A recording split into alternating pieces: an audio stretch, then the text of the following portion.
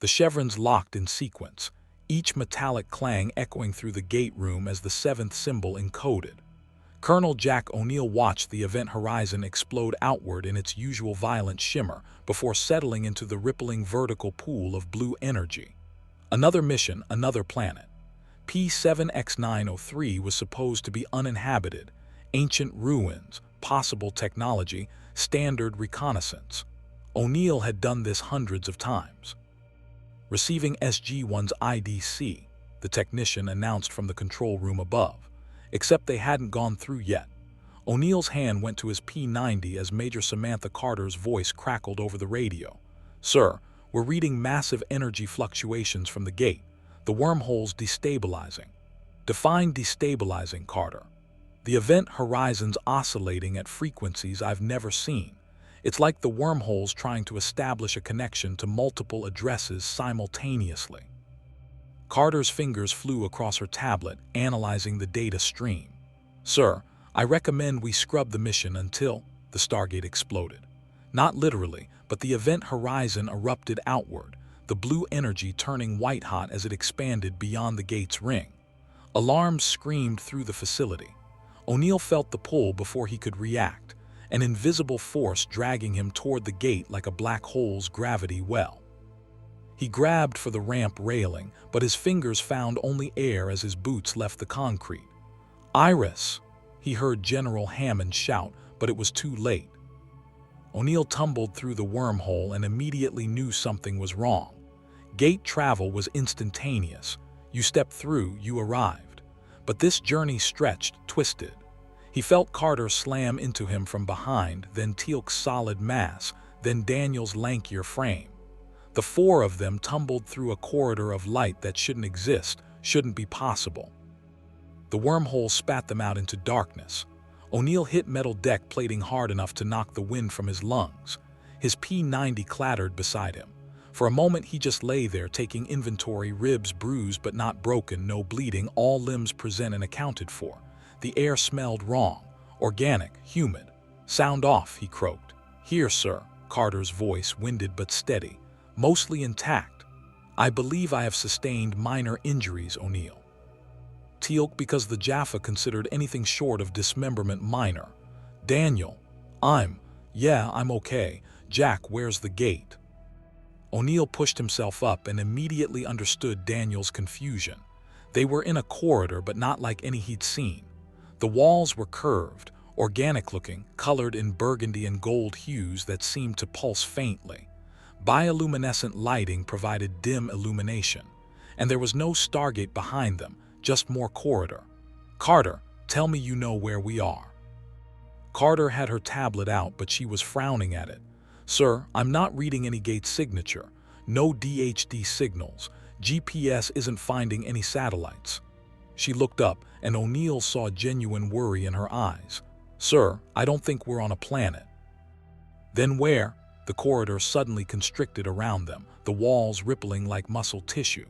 A sound echoed through the space, low, resonant, almost like a moan.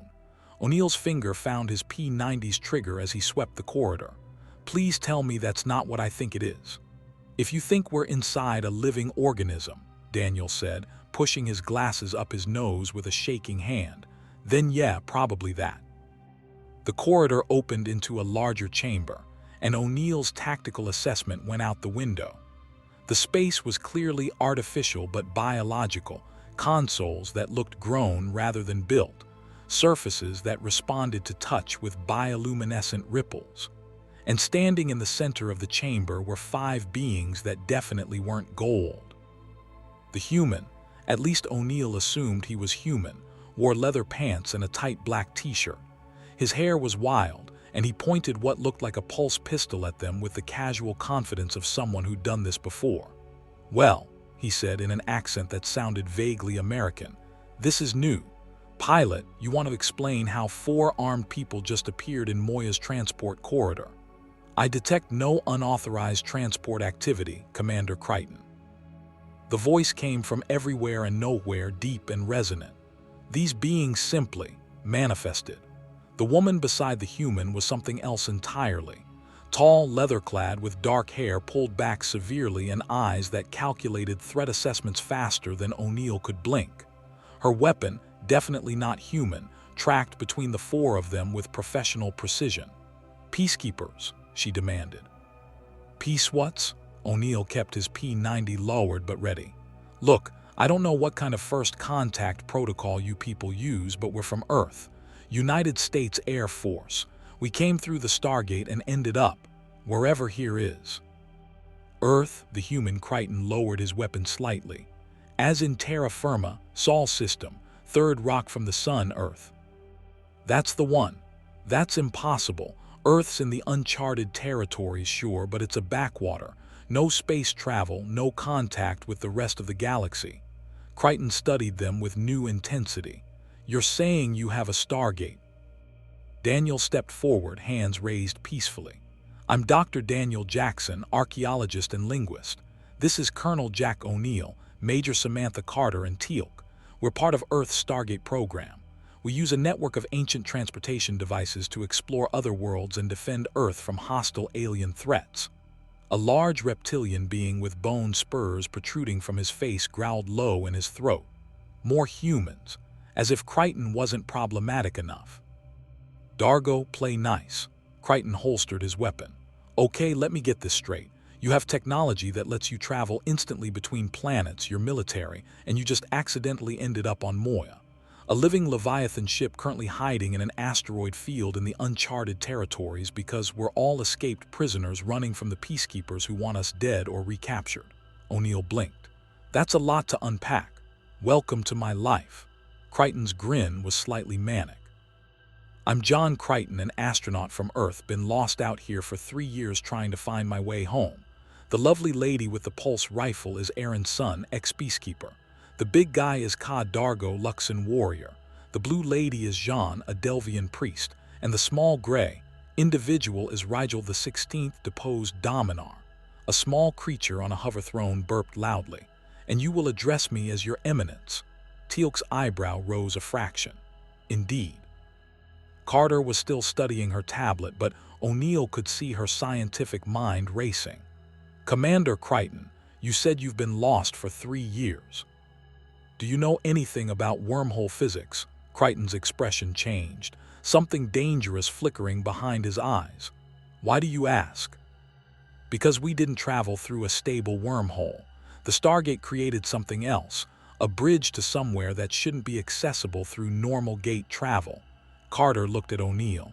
"Sir, I think we might have jumped universes." "Come again." "The energy readings before we went through, they match theoretical models for interdimensional wormhole formation. We didn't just travel through space, we traveled through dimensions." Carter's voice was steady, but O'Neill knew her well enough to hear the underlying concern. "We're not in our universe anymore." The corridor rippled again, and the omnipresent voice returned. "Commander Crichton, I am detecting multiple ships emerging from a starburst transition nearby. Configuration matches Peacekeeper Marauders." Aaron's weapon came up instantly. "How many?" 3 attack squadrons. They are launching transport pods." "Hesmana."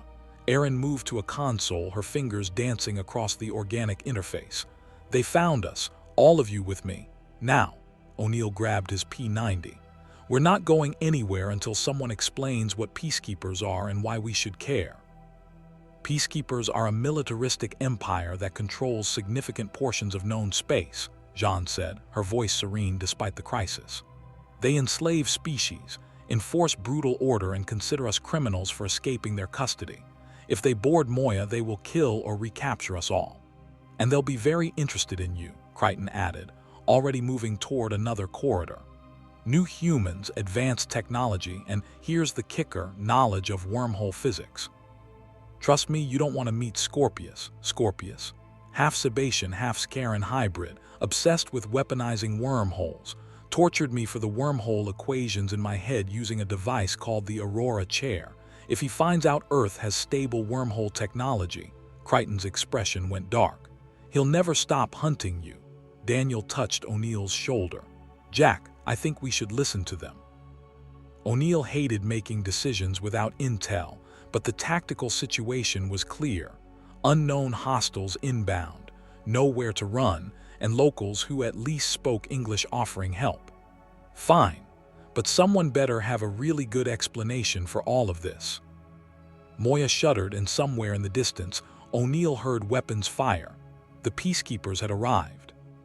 If you want to see more characters enter different universes, hit that subscribe button and drop the name of a character and the universe you'd want to see them in down in the comments below. Indeed. Erin was already running, her movements fluid and professional. O'Neill signaled his team to follow, P-90 ready. They moved through Moya's organic corridors at combat pace, the ship's bioluminescence flickering with each impact against the hull. O'Neill's tactical mind cataloged everything: exit points, cover positions, firing lanes. But nothing about this environment matched his training. They emerged onto what Crichton called the command tier, a multi-level chamber dominated by a massive console piloted by a being unlike anything O'Neill had encountered. The pilot was integrated into the console itself, a multi-armed crustacean-like being with 4 eyes and a face that radiated intelligence and concern. "Pilot status," Erin barked. "Peacekeeper boarding parties have breached Cargo Bay 3. DRDs are attempting to seal that section, but they will reach the command tier within microns." Pilot's multiple arms manipulated the organic controls. "Moya is attempting to starve their craft of landing spots, but they are using magnetic grapples." Carter moved to a secondary console, her scientific curiosity overriding caution. "This interface is biological. The ship is alive, truly sentient and alive. The neural connections, the biomechanical integration." She looked at Pilot with wonder. "You're bonded to the ship, you feel what she feels." "I am Moya's pilot. We are bonded, yes. But this is not the time for scientific inquiry, Major Carter. The peacekeepers will show no mercy." O'Neill's radio crackled with static. No SGC, no backup, no reinforcements coming. They were on their own. "Okay, people, we've been in tight spots before. Carter, what are our assets?" 4 P-90s with approximately 200 rounds each, 3 ZAT guns, standard mission supplies. "We're designed for planetary reconnaissance, not shipboard combat in hostile space." Carter paused. "Sir, we have no extraction plan, no gate to dial home." "Then we make sure these peacekeeper guys don't capture us while we figure out how to build one." O'Neill turned to Crichton. "You've fought these people before. What's their tactical doctrine?" Crichton's grin was grim. "Overwhelming force, no prisoners unless you're valuable. They'll stun if they want you alive, kill if you resist. Their pulse weapons pack more punch than your bullets, and their armor's pretty tough. Peacekeepers value discipline and formation tactics," Erin added. "But they underestimate resourcefulness. We use Moya's corridors, create choke points, separate their forces." O'Neill nodded. Military thinking, he understood. "Daniel, Teal'c, you're with me. Carter, stay with Crichton and coordinate with Pilot. Find me a way off this ship or a way to fight back. Erin, you know your ship. Show us where to hit them." For the first time since they'd arrived, Erin's son smiled. It wasn't a friendly expression. "Follow me." They moved through Moya's corridors like the professional soldiers they were, but O'Neill couldn't shake the wrongness of it all. No gate behind them. No way home. And somewhere out there, hostile forces are closing in with no idea what SG-1 represented. The mission parameters had changed. Now it wasn't about exploration or ancient technology. It was about survival in a universe that operated by completely different rules. Rules O'Neill and his team would have to learn fast if they wanted any chance of seeing Earth again.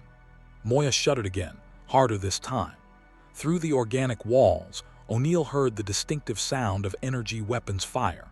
The peacekeepers were pushing deeper, and SG-1's mission in the Uncharted Territories had just begun. The peacekeeper boarding party moved through Moya's corridors with mechanical precision. 4 soldiers in black armor with reflective face shields, pulse rifles sweeping methodically.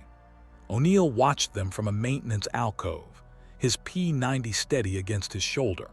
Beside him, Erin's son held her pulse pistol with the familiarity of someone who'd once worn that same armor. "Wait for the last one to pass," she whispered. "Moya's creating a sound distortion behind them. They won't hear us approach." O'Neill had served with special forces from a dozen countries, but he'd never worked with an alien defector before. Erin moved like a predator, every motion controlled and efficient. He'd have to trust her tactics for now. The fourth peacekeeper passed their position. Erin moved. She crossed the distance in silence, her blade finding the gap between helmet and chest plate before the soldier could react. O'Neill squeezed his trigger twice, controlled bursts catching the third peacekeeper's center mass. The armor held for a heartbeat, then the kinetic force knocked the soldier backward. Teal'c's staff weapon blast took the second, while Daniel's Zat discharge dropped the lead soldier in convulsions.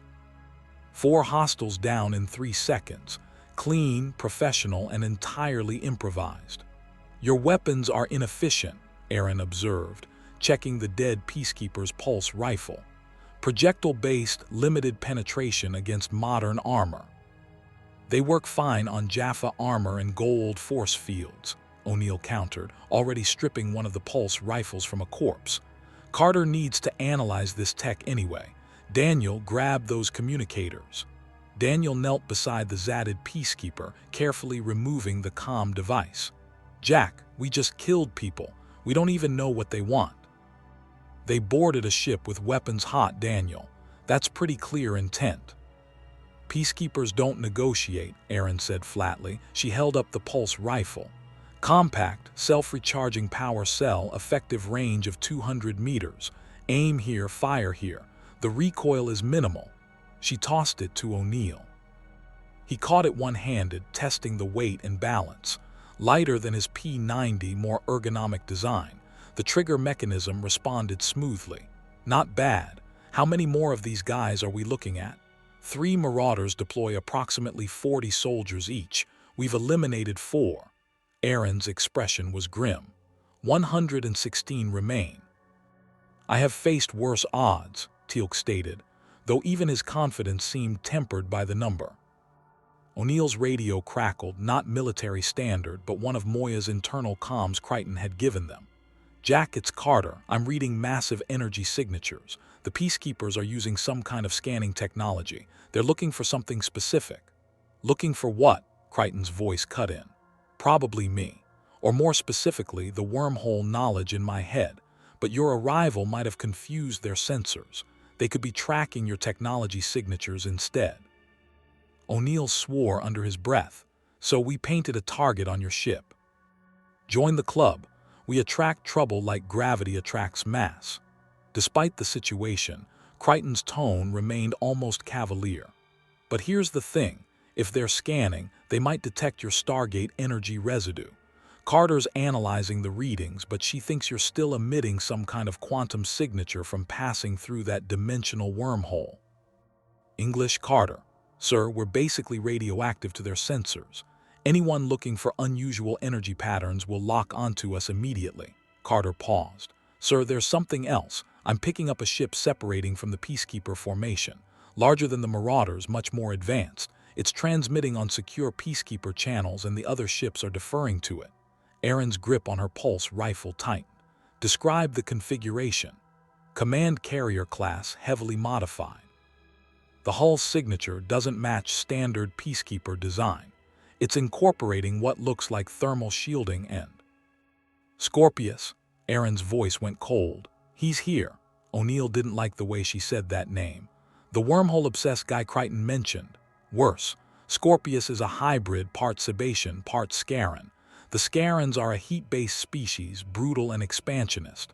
Scorpius inherited their intelligence and ruthlessness, but requires a coolant suit to survive in normal temperatures." Erin checked her weapons charge. "He has been hunting Crichton for cycles, trying to extract wormhole knowledge to build a weapon. If he discovers you have stable wormhole technology, he'll torture us like he did Crichton." O'Neill wasn't asking. "The Aurora chair doesn't just extract information, it breaks minds. Crichton barely survived and he still has neural damage." Erin looked at him directly. "You cannot let Scorpius capture you. Death is preferable." Teal'c's hand moved to his staff weapon. "We have faced gold torture. We will not yield information that could threaten Earth. The Goa'uld use pain as intimidation, Aaron said. Scorpius uses neural probes that access memories directly. Resistance is impossible. The only defense is death. Daniel's face paled. That's not exactly reassuring. The corridor shuddered as Moya banked hard, and Pilot's voice echoed through the organic walls. Commander Crichton, the Scarran vessel is launching a boarding craft. They are targeting the command tier directly. Scarrans. O'Neill was getting tired of new threats every 5 minutes. Let me guess, another hostile species. Heat-based, incredibly strong, and they eat people. Crichton's voice had lost its humor. Scorpius must have brought mercenaries. This just got a lot worse. Carter's voice crackled through the comm. Sir, I'm detecting transporter signatures. They're beaming directly onto the command tier, bypassing Moya's defensive corridors. O'Neill's tactical assessment crystallized. They were trapped on a living ship with over 100 peacekeeper soldiers hunting them, a psychotic hybrid obsessed with wormholes closing in, and now heat-based cannibals were teleporting aboard. No gate, no backup, and locals who were escaped criminals with their own agendas. For a moment he missed the Goa'uld. At least they were straightforward, megalomaniacal parasitic snakes who wanted to rule the galaxy. This universe seemed to operate on chaos theory. Aaron, fastest route back to the command tier. The maintenance shafts, but they're narrow and will leave us exposed if... Do it. We need to consolidate our position. O'Neill grabbed the Peacekeeper pulse rifle and checked the charge. Teal'c, rear guard. Daniel, stay between us. Move. They ran through Moya's corridors, and O'Neill felt the ship responding around them. The walls pulsed with bioluminescence, guiding their path. Doors sealed behind them automatically. And he realized Pilot was actively helping them navigate. The ship was a living ally, something he'd never experienced on any gate mission. They reached the command tier to find Crichton, Carter, and Dargo already fortifying the position. The Luxon had set up some kind of energy barrier across the main entrance, while Crichton worked on what looked like a jury-rigged weapons system. Carter looked up as they entered, and O'Neill saw the expression he'd learned to recognize. She discovered something significant. Sir, I've been analyzing Moya's propulsion systems and comparing them to Crichton's knowledge of wormholes. There might be a way home. Moya uses something called starburst, a biological faster-than-light drive that briefly opens tiers in space-time. It's not wormhole travel, but the principle is similar. If we could modify starburst to resonate at the same frequency as the dimensional bridge that brought us here, you could create a gateway back to your universe, Crichton finished. He was looking at Carter with a mix of respect and concern, but it would require massive energy output and precise calculations. We're talking about punching through dimensional barriers. The Stargate does it routinely with stable wormholes, Carter countered. We just need to replicate the conditions. And we'd need to survive long enough to build it, O'Neill added. How long are we talking? Days, maybe weeks. I need access to Moya's biological systems, Crichton's wormhole research, and time to run simulations. Carter met his eyes. Sir, I can get us home, but not today. The command tier shook violently, and a section of the organic wall near the entrance exploded inward. Through the smoke stepped 3 massive creatures, easily 7 feet tall, covered in scaled gray hide, with faces that radiated predatory intelligence and barely contained heat. Their breath steamed in Moya's cooler atmosphere. Scarrans. Dargo roared and charged, his Qualta blade extending into rifle mode. Energy blasts struck the lead Scarran, who barely flinched. The creature backhanded Dargo across the chamber with casual strength. O'Neill opened fire with the Peacekeeper pulse rifle, stitching shots across the Scarran's torso. The creature staggered but kept coming. Teal'c's staff weapon blast hit it square in the chest, and finally the Scarran went down, but not before 2 more pushed through behind it. They're heat-resistant, Crichton shouted, firing his pulse pistol. You have to overwhelm them.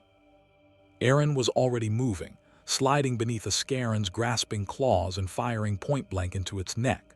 The creature roared, superheated blood spraying. Teal'c switched to maximum power on his staff weapon, each blast draining the weapon's charge but hitting with enough force to drive the Scarens back. Daniel's Zat discharge did nothing. The electrical energy dissipated across Scaren's hide without effect. "Concentrate fire," O'Neill barked, switching targets to the same Scaren Teal'c he was engaging.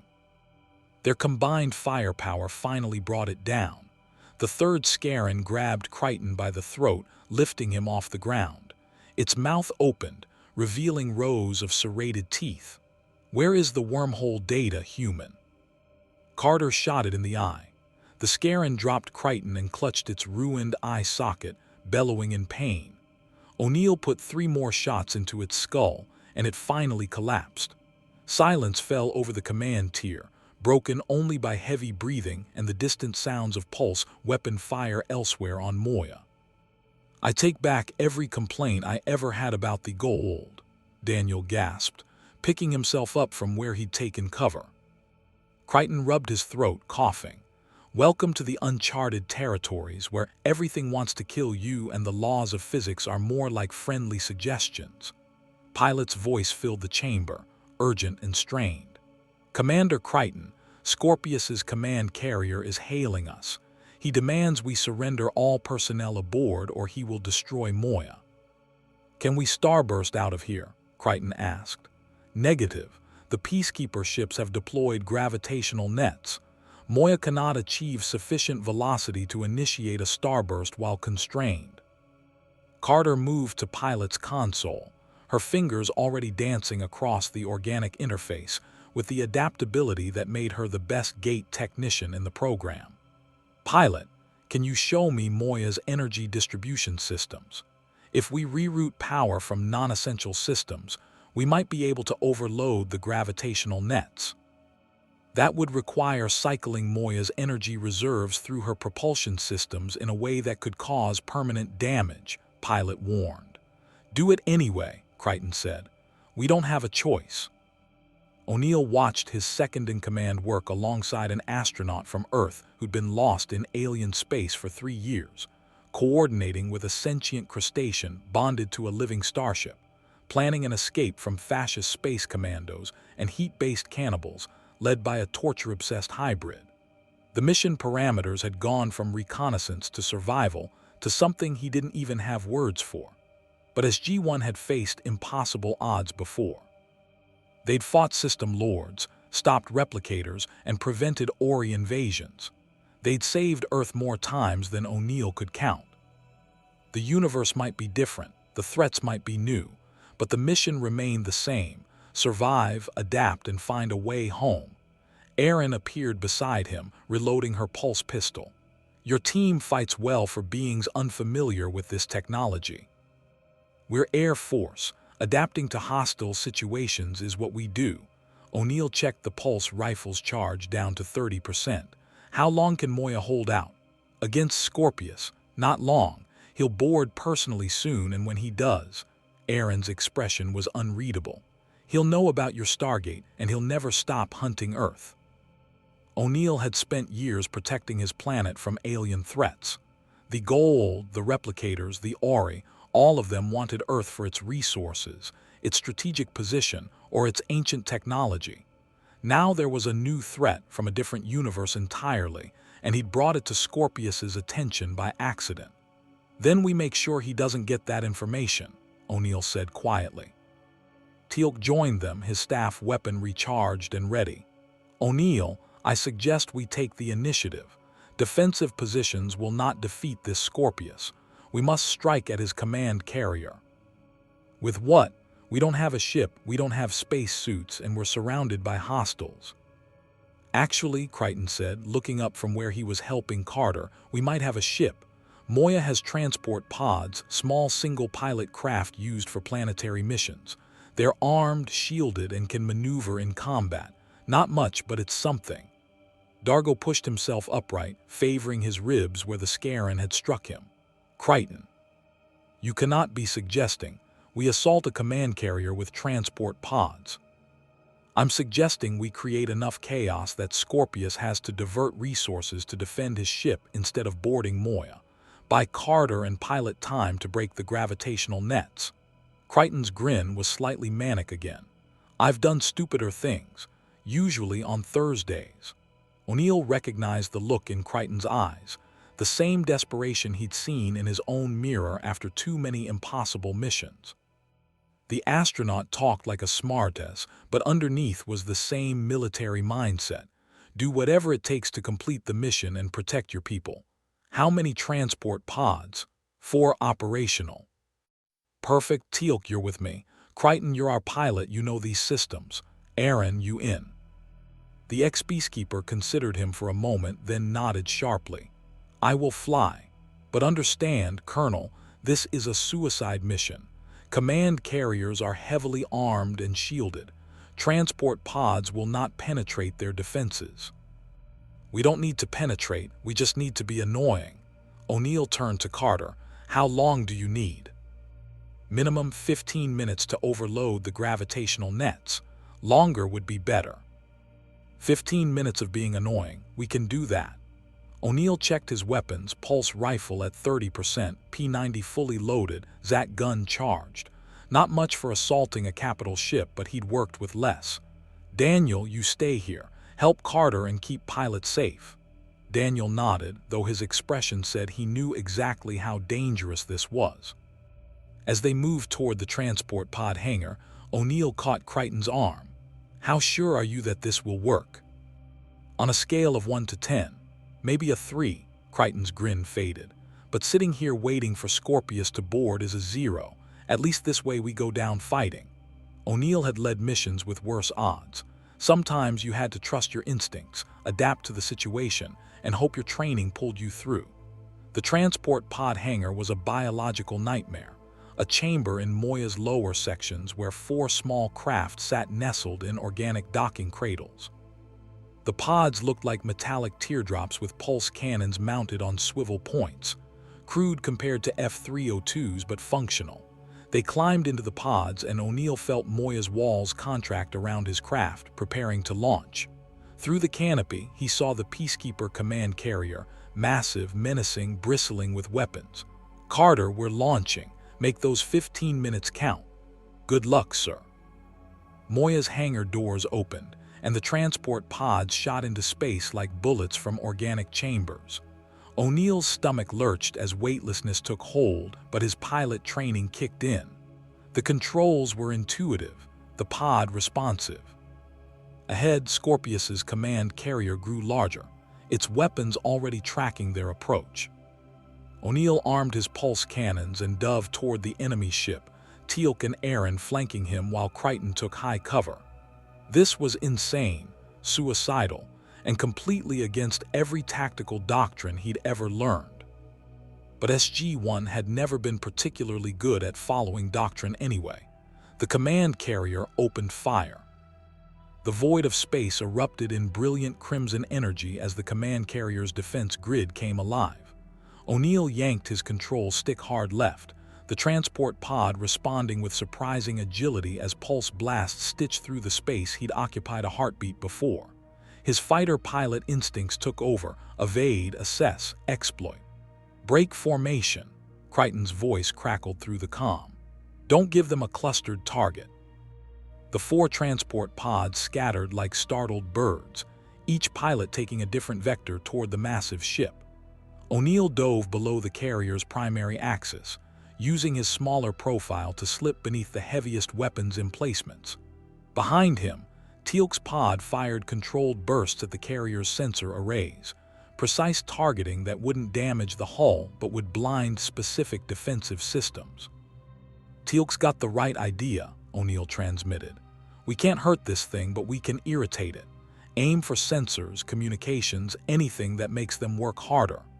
Aaron's response was immediate. Her pod rolled inverted and strafed across the carrier's communications array, pulse cannon fire shredding the delicate receiver dishes. They're launching interceptors, Mark II squadrons, Prowler-class fighters. O'Neill saw them streaming from the carrier's launch bays like angry hornets, sleek, deadly craft that made his transport pod look like a flying shoebox by comparison. Crichton, these things got any tricks? Limited shielding, decent maneuverability, and prayer. Lots of prayer. Crichton's pod jinked sideways, narrowly avoiding a prowler's strafing run. Oh, and Moya's DRDs loaded some of Dargo's Luxon munitions into Pod 3. You might want to. Teal'c's pod launched a projectile that looked like a glowing sphere. It struck a prowler head-on and detonated in a brilliant orange fireball that consumed 2 more fighters caught in the blast radius. Use those sparingly, Crichton finished. O'Neill grinned despite the situation. Teal'c, how many of those do we have? 3 remaining, O'Neill. Make 'em count. The prowlers were regrouping, their formation tightening into attack wedges.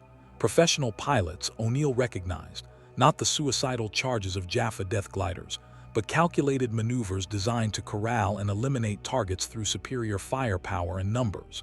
He'd faced similar tactics in F-16 simulations, though never while flying an alien organic spacecraft in another universe. One of the prowlers locked onto his tail, pulse fire hammering his shields. The transport pod shuddered, alarms blaring in a language O'Neill didn't speak but understood instinctively. Shield integrity failing, structural damage imminent. He threw the pod into a spiral dive, using the command carrier's bulk as cover. The prowler followed, confident and aggressive. Too aggressive. O'Neill led it directly into Teal'c's firing solution. His teammates' pulse cannons shredded the prowler's cockpit and the fighter tumbled away, trailing atmosphere and debris. Carter, how's that 15 minutes looking? O'Neill's voice remained steady despite his racing pulse. Working on it, sir. The gravitational net is more sophisticated than I thought. Pilot and I are having to manually override each projector node, and the peacekeepers are reinforcing them remotely. Daniel's voice cut in, tense with suppressed panic. Jack, we've got peacekeepers breaching the medical tier. Jean's trying to hold them off with some kind of plant-based defense, but there are too many. Dargo, Rigel, anyone not currently flying get to medical and support Jean, Crichton transmitted. We need more time out here. A new voice joined the comm channel, cold and precise, speaking accented English with unsettling calm. Commander Crichton, how predictable. You bring new allies, yet employ the same desperate tactics. O'Neill felt the temperature in his pod drop several degrees despite the life support. There was something in that voice, calculated malevolence wrapped in civilized diction. Scorpius, Crichton said flatly. Still wearing that bondage suit, or did you finally get the cooling system upgraded? Your humor masks fear.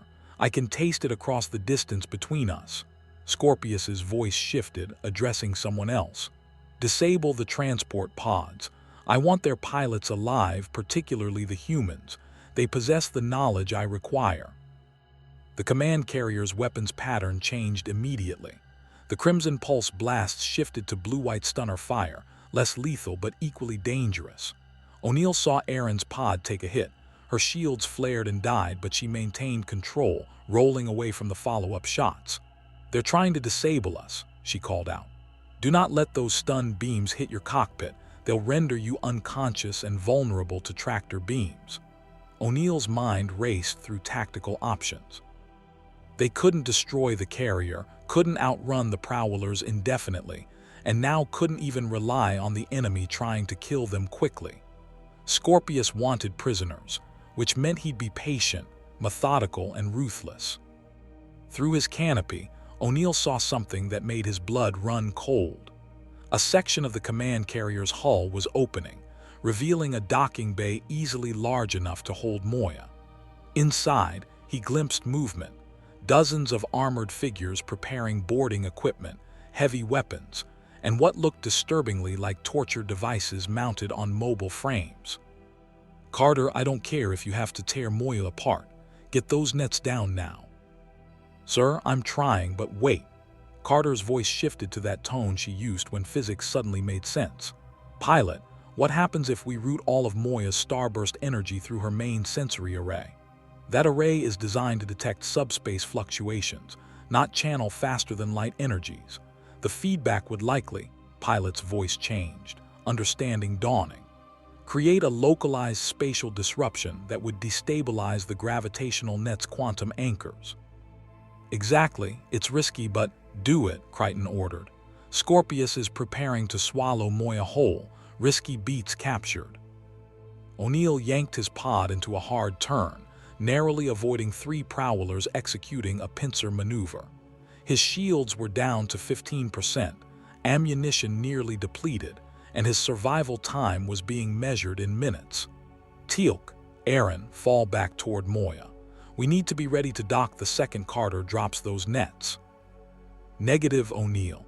Teal'c's pod executed a barrel roll that would have made any Earth pilot jealous, his remaining Luxon munitions launching in sequence.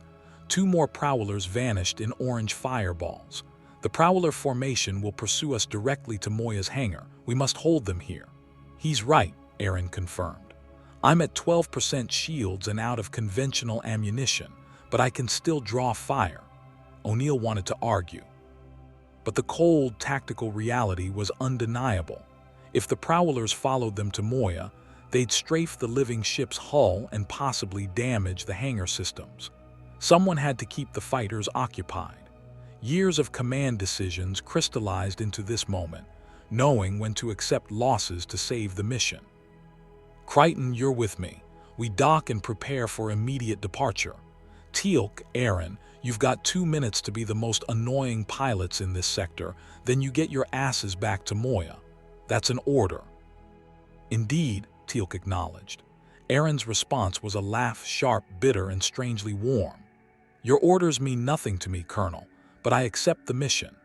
O'Neill and Crichton's pods broke formation, accelerating toward Moya's bulk while Teal'c and Aaron turned to face the pursuing prowlers.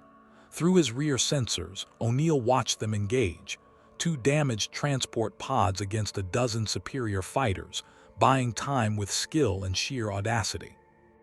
Moya's hangar doors opened like a mouth, and O'Neill guided his pod through with the precision of a carrier landing. The organic cradle caught his craft, and he was already popping the canopy before the docking sequence completed. Crichton landed beside him, both pilots sprinting toward the command tier. They arrived to find controlled chaos. Carter and pilot worked in perfect synchronization, their hands moving across organic and technological interfaces in a blur. Daniel was armed with a Peacekeeper pulse rifle, guarding the entrance alongside Dargo, whose Qualta blade dripped with dark fluid, Peacekeeper blood. Jean tended to Rigel, who'd apparently taken a pulse blast to his hover throne and was complaining loudly about the indignity. Status, O'Neill barked. 30 seconds, Carter said without looking up. The energy routing is complete, but Moya needs to discharge all at once. Pilot, on my mark. The command tier shook violently. On pilot's main display, O'Neill saw Scorpius's carrier moving into position, its docking bay aligned with Moya's hull. Grappling beams lanced out, magnetic fields locking onto the Leviathan's organic armor. They're pulling us in, pilot's voice resonated with barely controlled panic. Moya is terrified. She does not wish to be caged again. Neither do we, O'Neill growled. Carter. Now, pilot, full discharge, Moya screamed. O'Neill felt it through the deck plating, through the walls, through his bones. A living ship's cry of defiance and pain as she channeled energies never meant for her biology. The sensory array flared with blinding light visible through the command tier's organic viewports, and space itself rippled. The gravitational nets shattered like glass. Starburst, now, Crichton shouted. Pilot's multiple arms moved in complex patterns across his console. Initiating starburst. Brace for. Reality folded. O'Neill had experienced gate travel thousands of times, the brief disorientation of molecular deconstruction and reconstruction across vast distances. Starburst was nothing like that. It was violent, organic, and visceral. He felt Moya gather herself, felt her biological engines ignite with power drawn from dimensions he couldn't comprehend, and then the universe tore open. They jumped. Space-time became elastic, stretching and compressing simultaneously. Through the viewports, O'Neill saw the command carrier falling behind, Scorpius's ship unable to match Moya's faster-than-light burst of pure biological desperation. The prowlers were left scattered in their wake, unable to pursue. Then, as suddenly as it began, the starburst ended. They dropped back into normal space millions of meters from the ambush point, and Moya coasted on momentum, her engines quiet and cooling. Silence filled the command tier, the kind that follows battle when adrenaline begins to fade and reality reasserts itself. "Teal'c, Aaron. Report," O'Neill said into the comm. Static answered. "Transport pods 3 and 4 did not dock before starburst initiation," Pilot said quietly. "They were beyond Moya's gravitational envelope when we jumped. They remain behind." Daniel's face went pale. "They're still back there, with Scorpius." O'Neill's fist slammed into the nearest console, the organic surface absorbing the impact with disturbing softness. Teal'c had served with him for 6 years. They'd saved each other's lives more times than he could count. The Jaffa was more than a teammate. He was a brother. And he'd just been abandoned in hostile space with no backup and no way home. "We have to go back," Daniel insisted. "Jack, we can't just leave them." "Moya cannot starburst again," Pilot interrupted, his voice heavy with exhaustion. "The energy discharge damaged her sensory array and depleted her reserves. She requires days to recover, perhaps longer. And if we return, Scorpius will be waiting.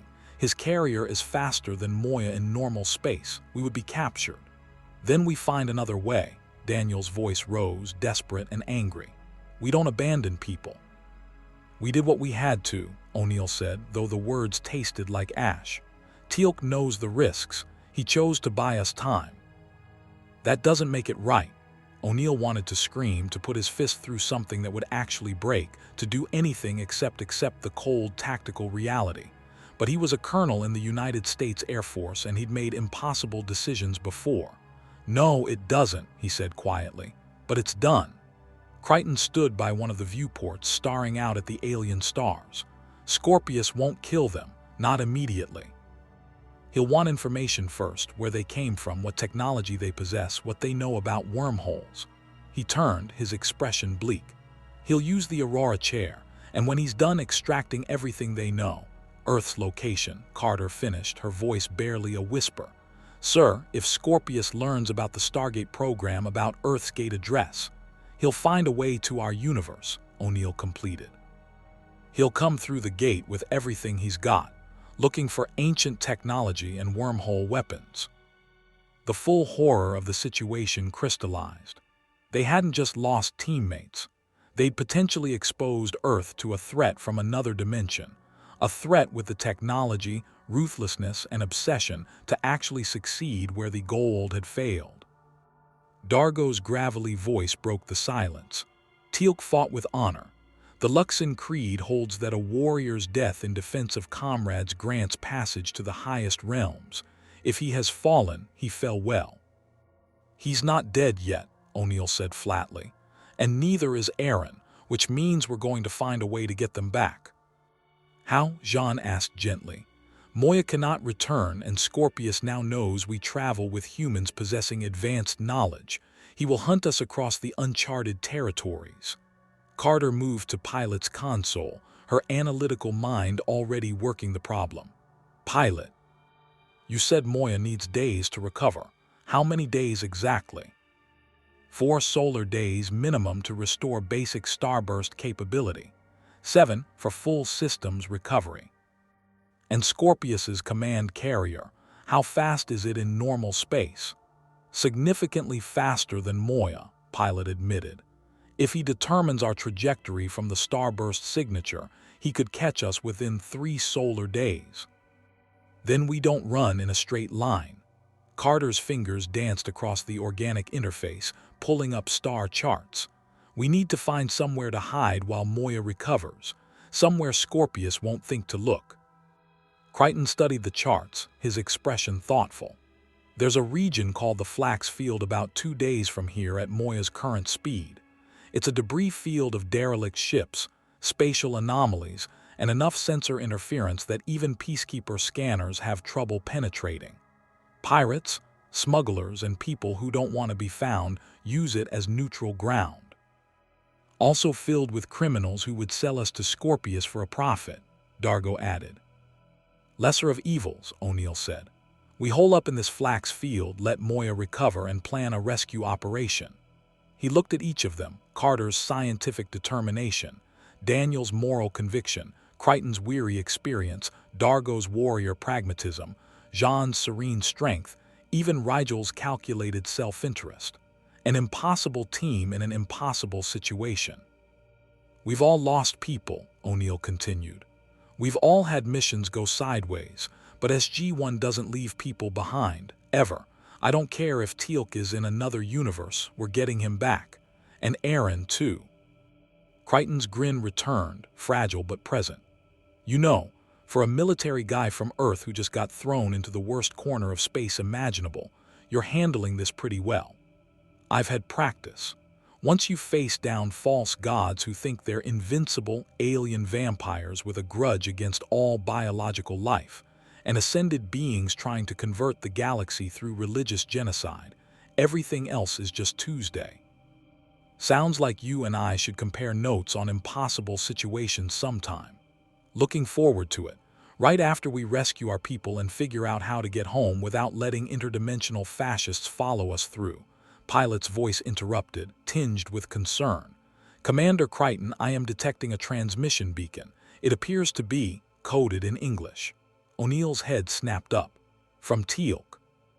Negative. The signature is Peacekeeper origin, but the message is directed specifically to us. It reads, Colonel O'Neill, I am Scorpius. We should discuss the terms for the return of your companions. I suggest we meet face to face. I have much to learn about Earth and you have much to lose.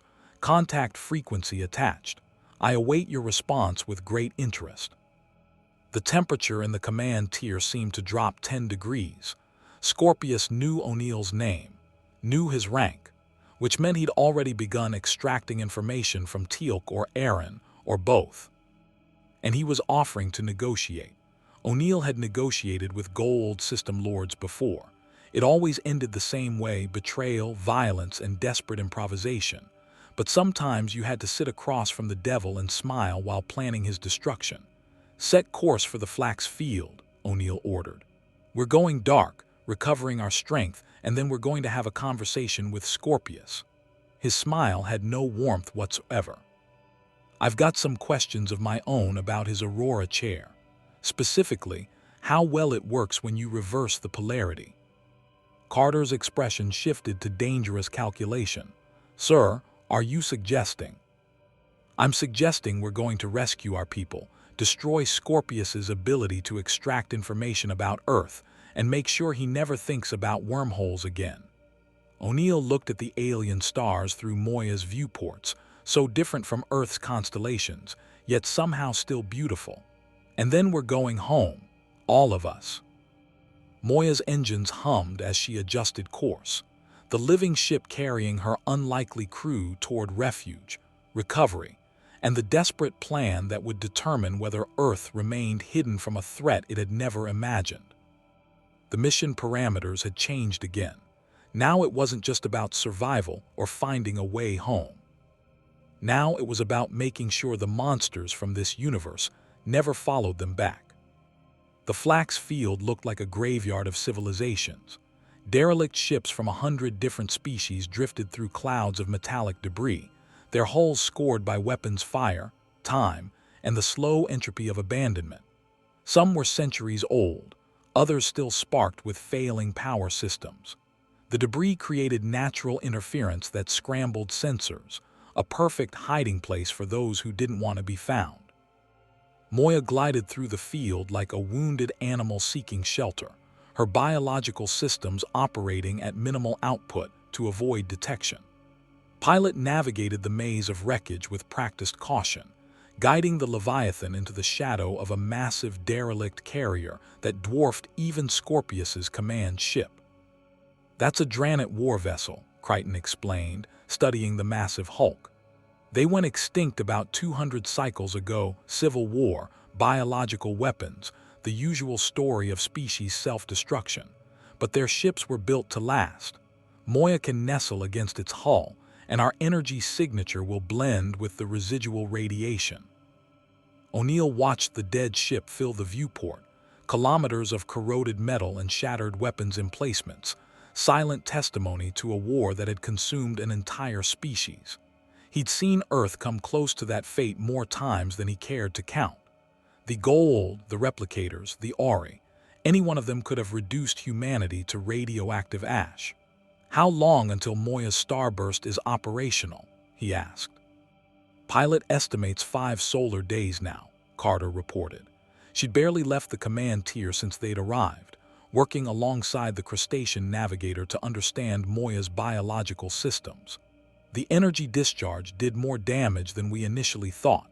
Her tertiary starburst chamber developed microfractures that need time to heal naturally. We could force an early starburst, but it might kill her. Then we wait 5 days. O'Neill turned to face the assembled group: Crichton, Dargo, Jean, Rigel, Daniel, and Carter. A team of misfits is planning an assault on a command carrier with limited resources and no backup. "Carter, what do we know about Scorpius's ship?" Carter pulled up schematics on one of Moya's organic displays, wireframe diagrams that Crichton had sketched from memory, and she'd refined using Peacekeeper tactical databases Aaron had accessed before capture. Command Carrier Designation Decimator, heavily modified from standard Peacekeeper design. Scorpius incorporated Scaran thermal technology into the power systems, giving it approximately 30% more output than comparable vessels. Shields are layered: kinetic outer barrier, energy-absorbent inner membrane. Weapons include pulse cannons, frag cannons, and what Crichton calls the big gun, some kind of directed energy weapon that can core a Leviathan in one shot. "Wonderful," O'Neill muttered. "Crew complement."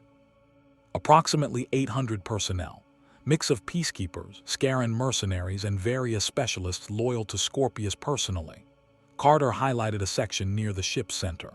"The Aurora chair is here, in Scorpius's personal interrogation facility.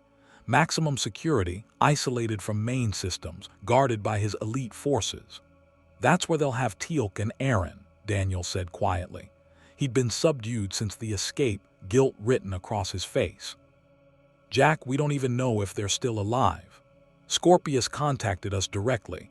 He wants something, which means he's keeping them alive as leverage." O'Neill studied the schematics, his tactical mind cataloging entry points, defensive positions, and extraction routes. "The question is what he wants."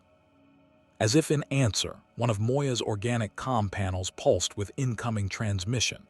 Pilot's voice resonated through the command tier. "Colonel O'Neill, we are receiving another coded transmission on the frequency Scorpius provided. He is requesting direct communication." O'Neill exchanged glances with Crichton, who shrugged. "Might as well hear what the creepy bastard has to say. Just don't tell him where we are or that Moya's wounded. Scorpius plays psychological games. He'll probe for weakness." "I've negotiated with Gold System Lords. I know how to deal with megalomaniacs." O'Neill nodded to Pilot. "Put him through. Audio only, no visual." The comm crackled and Scorpius's voice filled the chamber, cultured, precise, and utterly cold. "Colonel O'Neill, I trust you've had time to consider your situation. Stranded in an unfamiliar galaxy, pursued by forces you don't understand, and missing 2 of your team. I imagine it's quite distressing. I've had worse Tuesdays." "What do you want, Scorpius?" "Direct, I appreciate that. Very well, I want information. Your companions have proven remarkably resistant to interrogation, particularly the Jaffa warrior. His symbiote provides unexpected resilience to neural probe techniques, but I am patient and the Aurora chair is very thorough." O'Neill's jaw tightened, but he kept his voice level. "If you've hurt them." "They are alive and relatively undamaged, for now." Scorpius's tone shifted, becoming almost conversational. "You see, Colonel, I've learned some fascinating things from Commander Crichton over the cycles. Wormhole physics, spatial mechanics, the theoretical framework for faster-than-light travel through artificially generated quantum tunnels. But you and your team possess something far more valuable: actual functional wormhole technology. The Stargate." Carter's face went pale. O'Neill cursed internally. Scorpius had extracted enough from Teal'c or Aaron to understand what the Stargate represented. "The Stargate is a network," Scorpius continued, his words dripping with barely contained hunger. Thousands of portals connecting worlds across your galaxy, built by an ancient civilization with technology that surpasses anything in known space. Instantaneous travel between planets, stable wormholes that require minimal energy input, and most intriguingly, the ability to bridge dimensional barriers. That's how you arrived here, isn't it? A dimensional wormhole, deliberately or accidentally created. O'Neill remained silent. Anything he said would give Scorpius more information to work with. Your silence is answer enough. Now let me propose a trade. You want your companions returned unharmed. I want detailed information about Stargate technology, addressing protocols, power requirements, and dimensional bridge mechanics. Give me this information and I will return your people. You even keep Moya as a gesture of goodwill. Everyone leaves satisfied. Except you'd use Stargate technology to build weapons, O'Neill said flatly. Crichton told me about your obsession. You want to weaponize wormholes, use them to destroy enemy fleets and conquer star systems. I've seen what happens when dangerous technology falls into the wrong hands. Not interested. Wrong hands. Scorpius's laugh was like ice cracking. Colonel, I am attempting to save civilizations. The Scarans are expanding, consuming species, enslaving populations. The peacekeepers are corrupt, stagnant, and brutal. A wormhole weapon could end conflicts instantly, enforce peace through overwhelming deterrence. Surely your Stargate program serves a similar purpose, defending Earth from hostile aliens. We defend, we don't conquer. A distinction without difference. Power is power, regardless of intent. And I will obtain Stargate technology, Colonel, whether through negotiation or extraction. Your Jaffa friend is strong, but the Aurora chair breaks everyone eventually. Even you would talk, given sufficient time. O'Neill felt cold rage building in his chest. The same anger he'd felt facing Gold, who'd tortured his team, replicators who'd threatened his world, Ori who demanded worship or death. Different universe, same pattern. Megalomaniacs seeking power and hiding behind justifications. Here's my counteroffer, O'Neill said quietly. You release Teal'c and Aaron immediately, provide them with a ship, and forget you ever heard about the Stargate. Do that, and we don't come for you. Scorpius's silence stretched for several heartbeats. When he spoke again, his voice had lost all pretense of civility. You threaten me. Colonel, you command a damaged Leviathan, 2 humans with primitive weapons and criminals who barely function as a cohesive unit. I command a fully armed carrier, 800 trained soldiers, and weapons that could reduce Moya to organic debris. What possible threat could you pose? I've taken down gold motherships with less. I've stopped ancient weapons that could have destroyed galaxies. I've stared down gods and made them blink. O'Neill leaned forward, his voice dropping to a deadly calm. You want to know what makes me dangerous, Scorpius? I've got nothing to lose and 5 days to get creative. So here's what's going to happen. I'm coming for my people. And when I do, you're going to wish you'd taken my offer. He nodded to Pilot, who cut the transmission.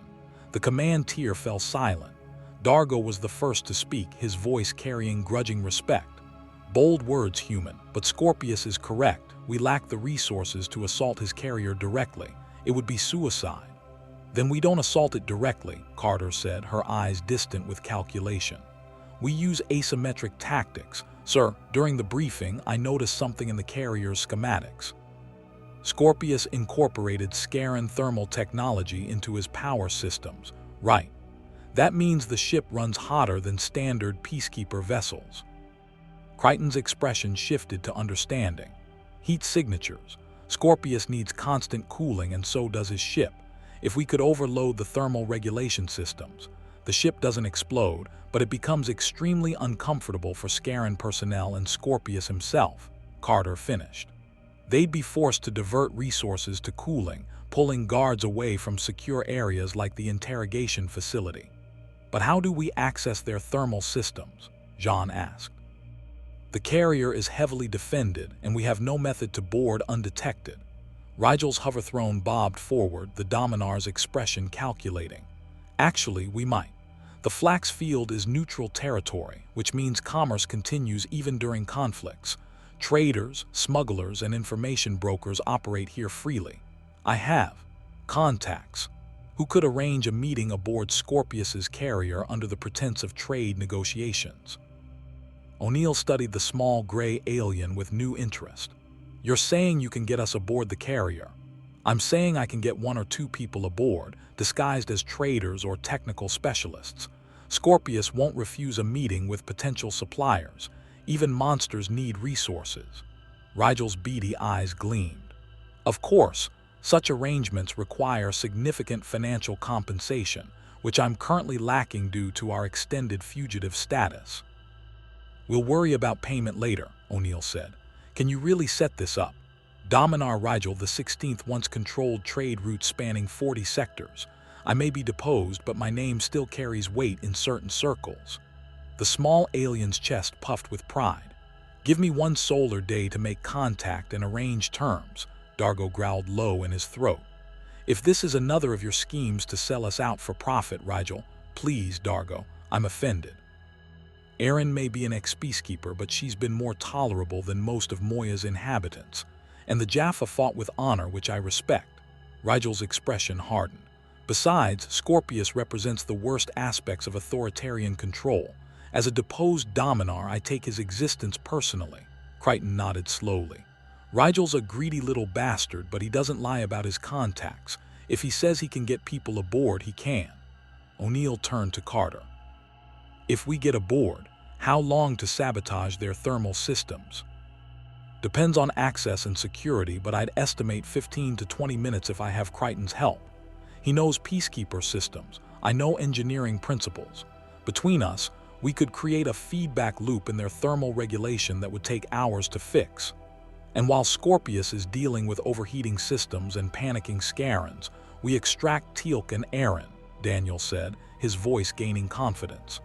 Jack, this could actually work. Could work and will work were separated by a chasm of variables, but O'Neill had planned missions on worse odds. Rigel, make your contacts. Carter, Crichton, work out the technical details. Dargo, Jean, I want weapons, supplies, and contingency plans for when this inevitably goes sideways. What about me? Daniel asked. You're staying on Moya with Pilot. Someone needs to coordinate communications and be ready for emergency extraction. Daniel opened his mouth to argue, then closed it. He knew O'Neill was right. Daniel's skills were linguistic and cultural, not tactical infiltration. But the frustration in his eyes was clear.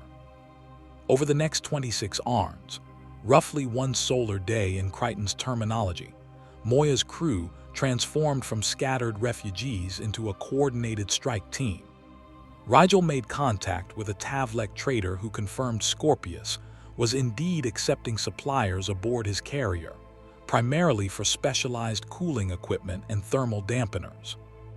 The Teal'c agreed to include technical specialists in his entourage for a significant finder's fee, payable in weapons-grade crystals that Dargo reluctantly provided from his personal cash. Carter and Crichton worked out the sabotage plan, identifying 3 critical junction points in the carrier's thermal regulation network. Hit all 3 simultaneously, and the resulting cascade would overwhelm the backup systems for at least 3 arms, enough time to locate and extract the prisoners. The problem was insertion. The Teal'c trader's transport could carry 5 passengers maximum, which meant choosing the team carefully. I should go, Crichton argued. I know peacekeeper systems. I've been aboard command carriers before, and Scorpius knows I won't cooperate. He won't be suspicious of me showing up. That's exactly why you're not going, O'Neill countered. Scorpius knows you, which means he'll watch you like a hawk. We need people he doesn't recognize, people who can blend in. I should accompany you, Jean offered. Delvians are known as peaceful traders. My presence would not raise immediate suspicion, and my abilities could prove useful if violence becomes necessary. O'Neill had seen Jean's abilities when peacekeepers had breached the medical tier, some kind of plant-based energy discharge that had dropped 3 armored soldiers instantly. Non-lethal but effective. You're in. Carter, obviously. Dargo. No, Carter interrupted. Sir, Dargo's too recognizable. Luxon warriors have a reputation, and Scorpius might have distributed our profiles to his security teams. We need someone who can pass as non-threatening.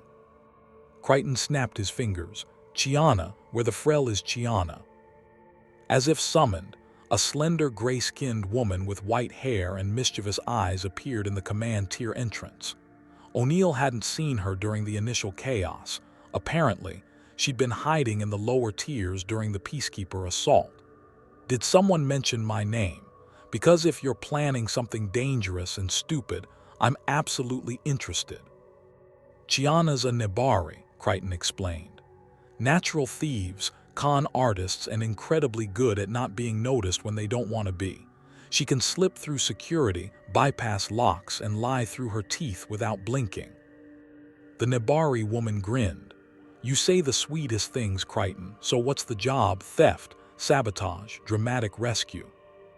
All three, O'Neill said. You up for it? Breaking into a command carrier, pissing off Scorpius, and rescuing prisoners. I haven't had this much fun since I stole that Peacekeeper captain's personal shuttle.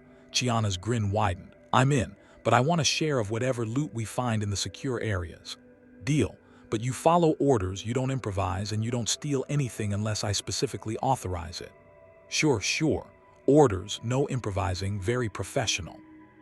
Chiana's tone suggested she had no intention of following those rules, but at least she was honest about it. The team assembled. O'Neill, Carter, Jean, and Chiana, disguised as technical specialists accompanying the Teal'c traders' supply run. They armed themselves with concealed weapons, pulse pistols, Chiana's nerve disruptors, Jean's natural abilities, and O'Neill's trusted P-90 broken down into components that resembled trade goods. The Teal'c's transport was cramped, smelly, and filled with crates of thermal dampeners and cooling coils, legitimate trade goods mixed with their infiltration gear. The Teal'c himself was a scarred reptilian being who spoke little and glared often, but his credentials passed Peacekeeper security checks. As they approached Scorpius's command carrier, O'Neill felt the familiar pre-mission tension, the certainty of danger ahead balanced against the necessity of action. He'd felt it before the first Gate mission, before raids on gold motherships, before the final assault on the Ori beachhead. Through the transport's viewport, the Decimator grew larger, its hull bristling with weapons and scarred by countless battles. Somewhere inside that fortress were Teal'c and Aaron, possibly broken, possibly dead, definitely waiting. O'Neill checked his concealed pulse pistol one last time. The mission clock started now. They docked without incident. Peacekeeper guards scanned the cargo, ran identity checks on the crew, and barely glanced at the technical specialists. To them, O'Neill and his team were just another group of civilian contractors, beneath notice and unworthy of attention. First mistake. They moved through the carrier's corridors with practiced casualness, Carter memorizing the layout, Chiana nodding security patterns, Jean maintaining serene composure, and O'Neill counting steps to potential choke points. The Teal'c led them toward the engineering sections, their cover story holding perfectly, until they turned a corner and came face to face with Scorpius himself. The hybrid stood in the corridor's center, his black leather cooling suit reflecting the harsh lighting. His pale face was a mixture of Sebacean features and something reptilian, almost Scaran but not quite. Behind him, two Scaran guards radiated heat and menace. Scorpius smiled. It was not a pleasant expression. Colonel O'Neill, how delightful. I was wondering when you'd accept my invitation. O'Neill's hand moved toward his concealed pulse pistol, but Scorpius raised one finger in a gesture of mild reproach. Please, Colonel. If I wanted you dead, you'd never have docked. The Teal'c is one of my regular informants. He contacted me the moment Dominar Rigel made his overture. Did you truly believe I wouldn't recognize such an obvious infiltration attempt? The Scaran guards shifted forward, their body heat turning the corridor oppressively warm. Carter's hand drifted toward her own weapon, but O'Neill shook his head fractionally. They were outnumbered, outgunned, and in the heart of enemy territory. Violence now would accomplish nothing except getting them killed. You set a trap, O'Neill said, keeping his voice level. Congratulations, now what? Now we talk. properly this time face to face without the posturing. Scorpius gestured down the corridor. Your companions are alive and unharmed, relatively speaking. The Jaffa's symbiote continues to provide remarkable resistance to neural interrogation, and the former peacekeeper Aaron's son has proven surprisingly resilient. I've extracted some information, but not nearly as much as I'd hoped. So you use them as bait to lure us in. Efficiency, Colonel. I could spend weeks breaking your friends while you hid in the flax field, or I could simply invite you aboard and expedite the process. Scorpius began walking, clearly expecting them to follow. The Scaran guards flanked the group, making escape impossible. I am not a monster, despite what Commander Crichton may have told you. I am a pragmatist seeking solutions to galactic-scale problems. They moved through the carrier's corridors, and O'Neill cataloged every detail: guard rotations, bulkhead positions, ventilation shafts, emergency exits. Even captured information was valuable. Jean walked beside him with serene grace, her plant-like features betraying no fear. Chiana's eyes darted everywhere, the Nebari thief already plotting angles. Carter maintained professional composure, but O'Neill could see her mind working through tactical scenarios. Scorpius led them to a large observation deck overlooking the command carrier's operations center. Below, hundreds of personnel worked at stations, peacekeepers, Scarans, and species O'Neill didn't recognize. The Aurora chair sat in the center of the chamber, an ominous throne of metal and neural interfaces, currently empty but still radiating menace. And restrained against the far wall, guarded by 4 peacekeeper soldiers, were Teal'c and Aaron's son. Teal'c looked haggard, his symbiote pouch bruised and his face bearing the marks of neural probe burns, but his eyes were clear and defiant. Aaron's face was swollen on one side, and her leather uniform was torn, but she stood straight, refusing to show weakness. When Teal'c saw O'Neill, his expression shifted fractionally, relief mixed with concern. As promised, alive and relatively intact, Scorpius said. I've been quite gentle, considering the value of the information they possess, but my patience has limits, and the Aurora chair becomes exponentially more damaging with each session. Your Jaffa friend has endured 3 sessions. I estimate he can survive perhaps 2 more before permanent neural damage occurs. O'Neill's jaw tightened, but he forced himself to remain calm. Emotion was a weakness in negotiations with predators like Scorpius. You said you wanted to talk, so talk. Scorpius moved to the observation deck's railing, gazing down at his command center with the pride of someone surveying their life's work. I was born of violence, Colonel. My mother was Sebastian, a peacekeeper scientist who was captured by Scarans and subjected to experiments in genetic hybridization. The Scarans wanted to create soldiers who combined Sebastian cunning with Scaran strength. I was the result, a fusion of 2 species that despise each other, existing in constant physical agony without my cooling suit. Tragic backstory doesn't justify torture, O'Neill said flatly. No, but it provides context for my motivations. I exist because civilizations wage war without consideration for consequences.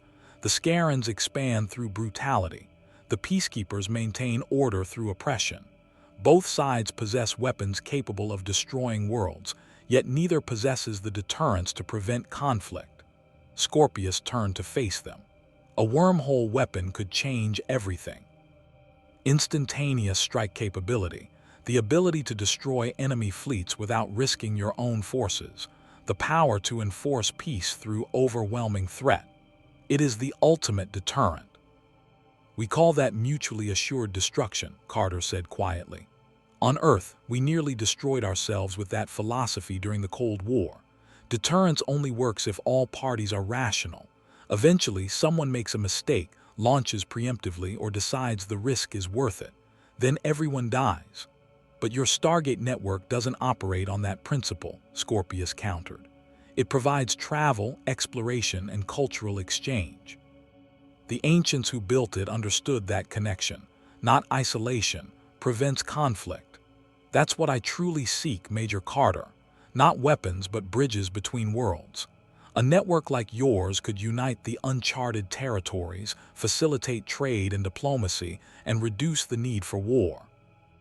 O'Neill studied Scorpius carefully. The hybrid believed what he was saying, that much was clear, but belief and action were different things. If that's true, why the torture? Why the Aurora chair and the neural probes? Why not just ask? Because asking requires trust, and trust requires time. I don't have time. The Scarans are preparing a massive expansion.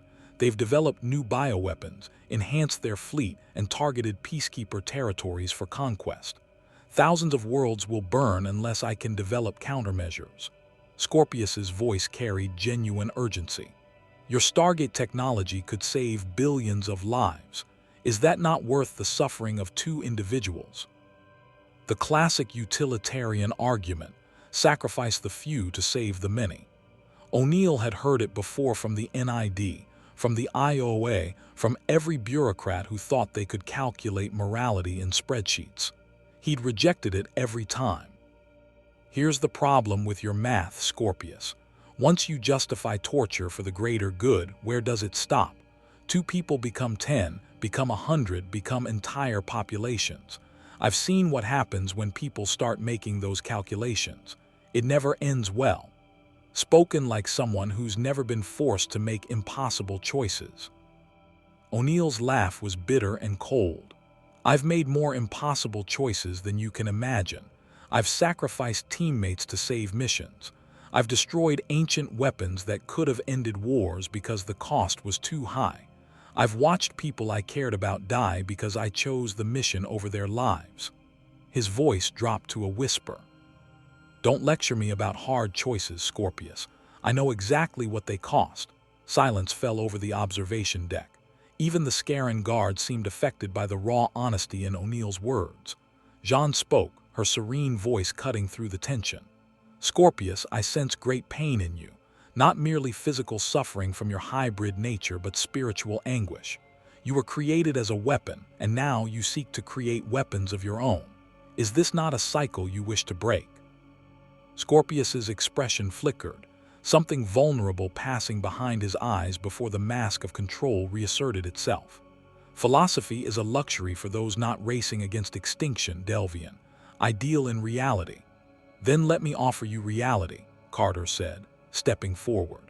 I've studied the theoretical models for wormhole weaponization. Even if you successfully replicate Stargate technology, the energy requirements are astronomical. You'd need zero-point modules, ancient power sources that no longer exist in reproducible form, or you'd need to drain entire star systems to power a single weapon. The ancients abandoned wormhole weapons precisely because they were too dangerous and resource-intensive. The ancients ascended to a higher plane of existence, Scorpius countered. They had the luxury of abandoning such weapons. Those of us still living in physical reality don't have that choice. Actually, you do. O'Neill leaned against the railing, his posture deliberately casual despite the stakes. Here's my offer, and it's the only one you're getting. Release Teal'c and Aaron. Forget you ever heard about the Stargate, and we'll share something actually useful, information about the ancients' peaceful technologies, medical advances, energy systems, and agricultural innovations. Things that could improve lives without creating doomsday weapons. Scorpius's expression hardened. You're offering table scraps when I demand the feast. I'm offering genuine help instead of mass destruction. Take it or leave it. I leave it, Scorpius gestured, and the Scaran guards moved forward. You will all be escorted to interrogation. I'll begin with Major Carter. Her scientific knowledge will prove most valuable. Then Colonel O'Neill, whose tactical experience may reveal Stargate addresses and defensive protocols. The others can wait their turn. Chiana's voice cut through the tension, surprisingly cheerful. You know, Scorpius, for a criminal mastermind, you're not very observant. The hybrid turned, irritation crossing his features. Explain. Well, while you've been monologuing about your tragic backstory and philosophical justifications, we've been counting guards, memorizing patrol patterns, and identifying structural weaknesses. Chiana's grin was sharp. Also, your thermal regulation system, already sabotaged. Been that way for about 7 microns now. should start noticing effects right about now. Alarms began blaring throughout the command carrier. The temperature in the observation deck spiked noticeably, and O'Neill felt sweat break out across his skin. Below in the operations center, personnel scrambled as displays flashed warnings. The Scaran guards shifted uncomfortably, their natural heat resistance suddenly becoming a liability as the ambient temperature climbed. "What have you done?" Scorpius demanded, his voice strained. His cooling suit's mechanisms whined as they struggled to compensate. "Crichton and I worked out the sabotage plan," Carter said calmly, "but we didn't need to sneak aboard to implement it. Chiana's been carrying a remote virus in her neural implant, technology we borrowed from Pilot's biological systems. The moment we came within range of your thermal control network, she uploaded it. Your cooling systems are now in cascade failure." "And the best part," Chiana added, her grin widening, "the virus is biological in nature, tied to Moya's unique cellular structure. You can't trace it, can't remove it without shutting down your entire thermal grid, and can't restart without Pilot's access codes, which you don't have." Scorpius's face twisted with fury, but O'Neill could see the calculation behind his eyes. The hybrid was smart enough to recognize when a situation had shifted beyond his control. The temperature continued rising, uncomfortable for humans, increasingly painful for Scorpius, and approaching dangerous levels for the Scaran guards whose internal body heat was already elevated. "You're bluffing," Scorpius said, though his voice lacked conviction. "Test that theory," O'Neill replied, "or accept the new terms. You shut down your thermal grid to purge the virus, which takes Carter how long? Minimum 3 hours to completely restart and reinitialize. During that time, the carrier becomes dangerously hot. Scorpius will need medical intervention, and the Scaran mercenaries will become incapacitated or hostile." "So here's the deal," O'Neill continued. "Release Teal'c and Aaron now, provide us with a functional transport, and Carter permits Pilot to transmit the access codes that will let you restart your system safely. Everyone walks away. You lose the Stargate information but keep your ship operational. We get our people back." Scorpius stood motionless, sweat beading on his pale face despite the cooling suit's desperate efforts. Around them, the Scaran guards were beginning to sway, their internal temperatures reaching critical levels. Below in the operations center, personnel were evacuating to cooler sections of the ship. "You planned this from the beginning," Scorpius said quietly. "The obvious infiltration, the predictable trap, Rigel's clumsy contact with my informant. All of it was designed to get you aboard, close enough for your biological virus to upload." "Learn from the best," O'Neill said. "Goa'uld system lords love elaborate schemes. Figured you'd appreciate the symmetry." For a long moment, Scorpius didn't respond. Then, despite the pain and heat, he smiled. "You are far more dangerous than I anticipated, Colonel. Not because of your weapons or technology, but because you think like a survivor. Very well, you've earned your victory today." He nodded to the guards below. "Release the prisoners. Provide these individuals with Transport Pod 7. It's fast, armed, and capable of reaching the Flax field. Major Carter, the access codes." Carter looked at O'Neill, who nodded. She pulled a small data crystal from her pocket, one of Pilot's biological storage devices. "Once we're clear of your carrier, Pilot will transmit the codes. You'll have your systems back within the ARN. And the information about the Stargate, forgotten. As far as anyone in our universe is concerned, this dimension doesn't exist." O'Neill's expression hardened. "But if you ever find a way to our universe, if you ever threaten Earth or anyone under our protection, we will come back. And next time, we won't be so generous." Scorpius inclined his head fractionally, a gesture of respect between enemies. "I believe you, Colonel, safe travels, and know this: in another universe under different circumstances we might have been allies. Maybe, but in this one you're a torturer who justifies atrocities with philosophy. That's not something I ally with, ever." The Peacekeeper guards released Teal'c and Aaron, who moved stiffly but under their own power. Teal'c's eyes met O'Neill's, and the unspoken communication passed between them: gratitude, relief, and the bone-deep trust of warriors who'd fought together for years. Erin limped toward Chiana, her expression mixing pain and dark humor. You infiltrated a command carrier with a biological virus in your neural implant. That's either brilliant or insane. Why not both? Chiana replied cheerfully. They moved through the carrier's corridors under armed escort, not prisoners now, but guests being shown to their transportation. The temperature continued climbing, and O'Neill could hear the strain in the ship's systems, the creaking of metal expanding under thermal stress. They'd bought maybe an hour before Scorpius would have to begin full evacuation protocols. Transport Pod 7 sat in a launch bay, sleek and well-maintained. As promised, it was armed and shielded, more than enough to get them back to Moya. They climbed aboard, Teal'c taking the pilot's position with the easy competence of someone who'd flown everything from death gliders to ancient puddle jumpers. As the launch bay doors opened and they accelerated away from the decimator, O'Neill activated the comm to pilot. "We're clear. Transmit the access codes." Transmitted, Colonel O'Neill. "Welcome back. Moya is most pleased to have all her passengers returned safely."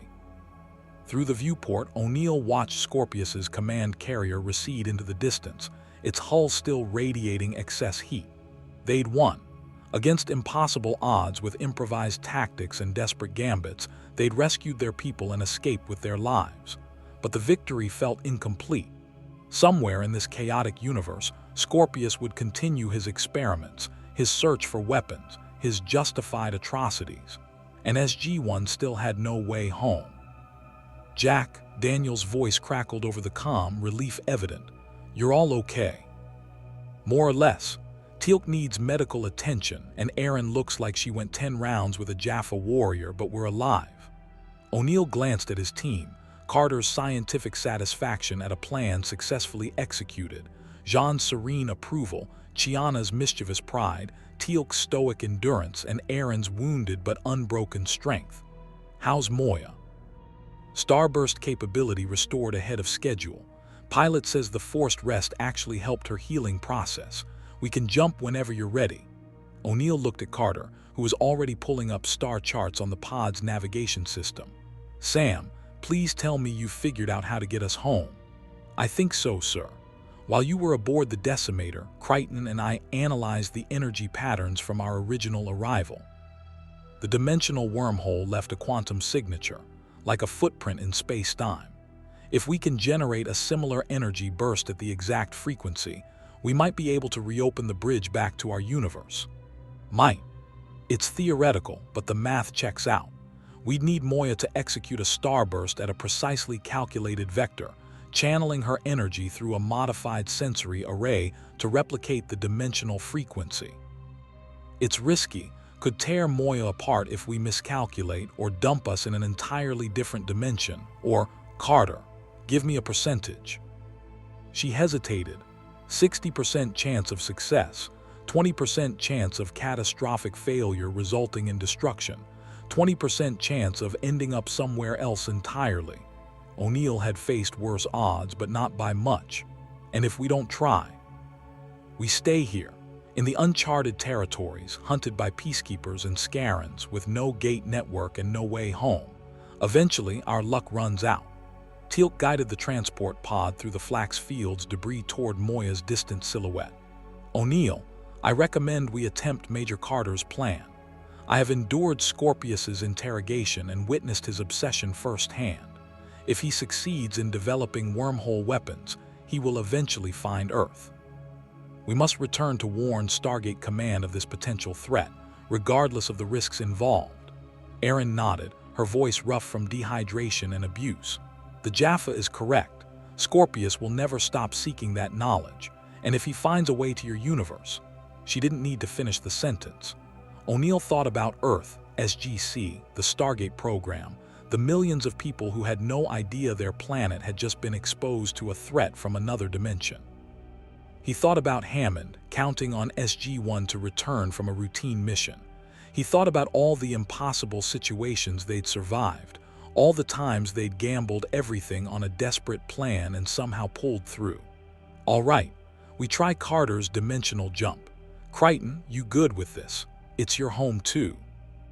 Crichton's voice came over the comm, weary but determined. "I've been trying to get home for 3 years. If this works, maybe I can finally. And if it doesn't, well, at least I went down swinging alongside people who understand what it means to be lost." They docked with Moya, and the living ship embraced them like a mother gathering her children. Pilot's voice resonated through the organic corridors with genuine warmth. "It is good to have you all returned. Moya was most distressed during your absence." Over the next 2 arms, Carter and Crichton worked with Pilot to modify Moya's sensory array, creating a makeshift dimensional resonator. It was crude, inelegant, and held together with equal parts genius engineering and desperate hope. Dargo provided structural reinforcement to the sections that would bear the most stress. Jean prepared medical supplies in case the transition caused physical trauma. Rigel complained about not receiving proper compensation, but helped inventory their remaining resources. And O'Neill sat in Moya's command tier, watching alien stars through the viewport, thinking about how far they were from home and how slim their chances were of seeing it again. Jack, Daniel, appeared beside him, holding 2 containers of some foul-smelling beverage Jean had prepared. "Thought you could use this. It's supposed to be calming." O'Neill took the container and sniffed it skeptically. "Smells like feet." "Tastes worse, but John swears by it." Daniel sat beside him, and for a moment they just existed in comfortable silence, 2 friends who'd been through too much together to need constant conversation. "We're really going to try this, aren't we? Jump dimensions on a 60% chance of success. Got a better plan?" "No, but I wanted to say, if this doesn't work, if we end up scattered across dimensions or dead or trapped here permanently, I'm glad I was with you, all of you.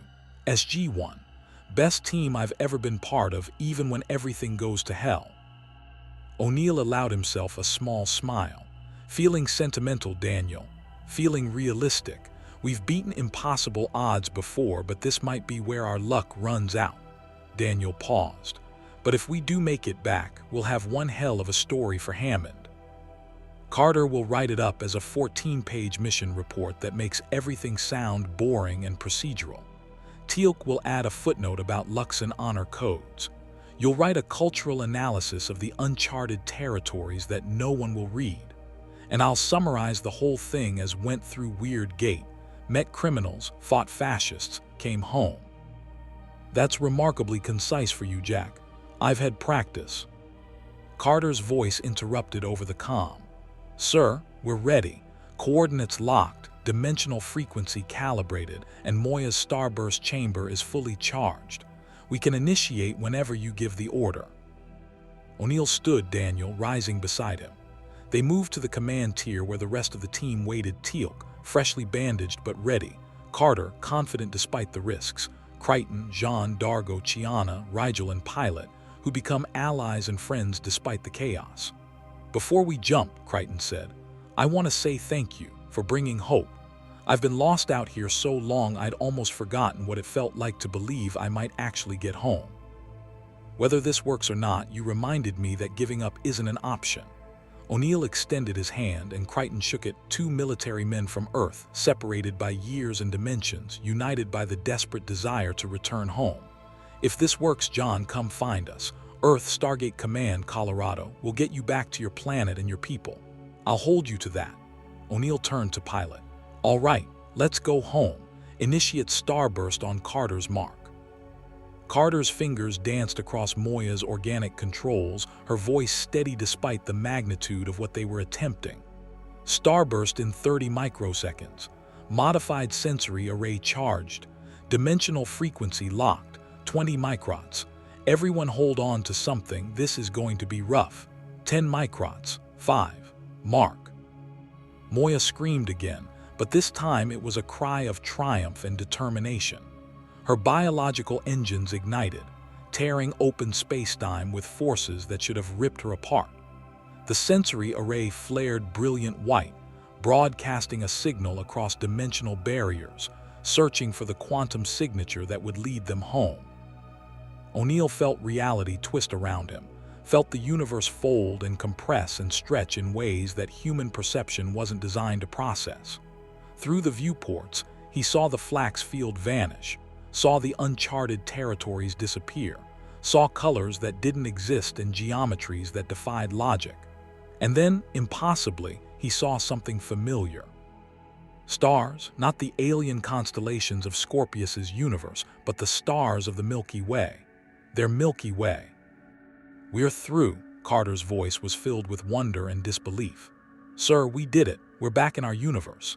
I'm reading familiar stellar configurations, gravitational patterns match our galaxy," and her voice caught.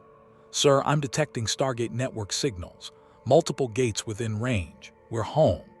The command tier erupted in celebration, Daniel laughing with relief, Teal'c's stoic features breaking into something approaching a smile, and even Pilot's multi-layered voice carrying joy.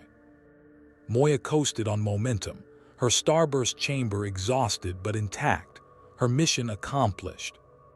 Crichton stared at the viewports with an expression O'Neill recognized, the face of someone who'd been lost so long they'd stopped believing in rescue. "Is this real? Are we actually home?" O'Neill confirmed. "Welcome back to the Milky Way, Commander. Now let's find you a gate that can take you back to Earth." Carter was already scanning for nearby stargates. "Sir, there's a gate on P4X639, approximately 3 light-years from our current position. Moya's standard propulsion can get us there in about 2 days. 2 days.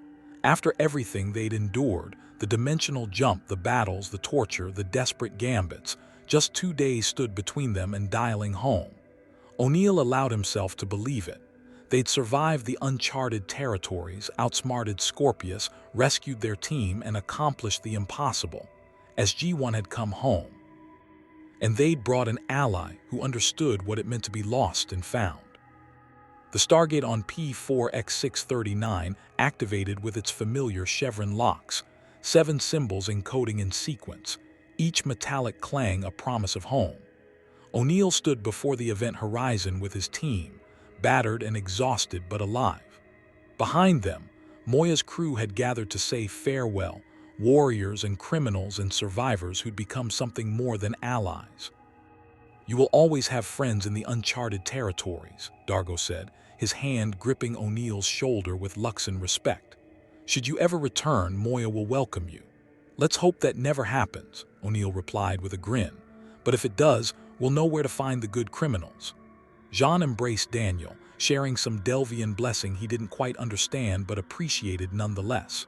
Chiana tried to pickpocket Carter one last time, was caught, and they both laughed. Rigel demanded they remember his generosity and sacrifice, conveniently forgetting how much he'd complained throughout. And Crichton stood with them, holding the GDO that would transmit his identity code to Stargate Command. "You're sure they'll believe me? That Earth's really got a space program with wormholes and aliens and—" "Trust me," O'Neill said. "After everything Hammond's seen, one lost astronaut who found his way home through an interdimensional detour won't even crack the top 10 weirdest things this year." Teal'c stepped through the gate first, his staff weapon ready in case the Gold had discovered P4X639 during their absence. Then Daniel, then Carter, and finally O'Neill and Crichton together, 2 men who'd been lost in different ways, both finally returning home.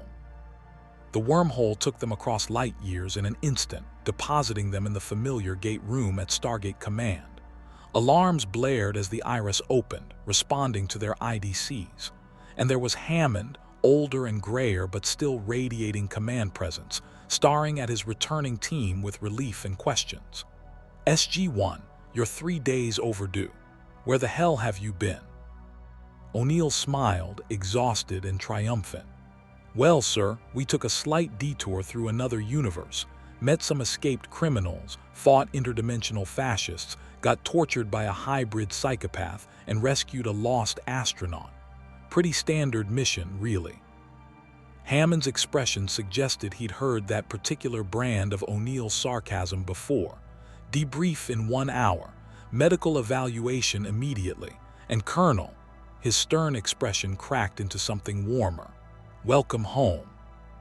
As SG-1 moved toward the infirmary, Crichton stood in the gate room, staring at the concrete walls and the American flag and the armed soldiers, trying to reconcile 3 years lost in alien space with the impossible reality of Earth below his feet. O'Neill paused at the door, looking back. "You coming, Commander?" "Yeah, yeah." Crichton followed, and together they walked into the future. One team returning from the impossible, one man finally coming home, and the knowledge that somewhere across dimensional barriers, allies waited among the stars. The Stargate deactivated behind them, its event horizon collapsing. But the connection remained, a promise that even across universes, even through chaos and danger and impossible odds, teams could form, missions could succeed, and home could always be found. Indeed, more stories awaited both in their universe and beyond. Indeed, more stories await.